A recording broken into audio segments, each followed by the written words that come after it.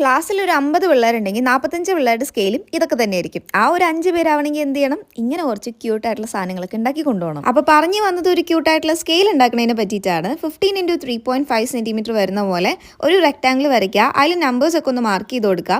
ഏറ്റവും വലിയ തലവേദന എന്ത് കളർ അടിച്ച് കൊടുക്കുന്നുള്ളായിരുന്നു. അവസാനം നമ്മുടെ സ്കെച്ചിന് വേണ്ടി വന്നു. പക്ഷേ ഇതിലാണെങ്കിൽ ഉള്ള പേസ്റ്റൽ കളറൊക്കെ ഞാൻ അടിച്ചടിച്ച് തീർന്നിരിക്കുകയായിരുന്നു. അവസാനം ഈ ഒരു ഗ്രീൻ മാത്രമേ ഉണ്ടായിരുന്നുള്ളൂ. പിന്നെ കുറച്ച് കവായി ആയിട്ടുള്ള പിക്ചേഴ്സൊക്കെ വരച്ച് ഒട്ടിച്ച് കൊടുത്തിട്ടുണ്ട്. പിന്നെ നമ്മുടെ പ്രൊട്ടക്ഷന് വേണ്ടിയിട്ട് എപ്പോഴും ചെയ്യുന്ന പോലെ മുകളിൽ സെല്ലോ ടേപ്പ് ഒട്ടിച്ചു കൊടുക്കാം.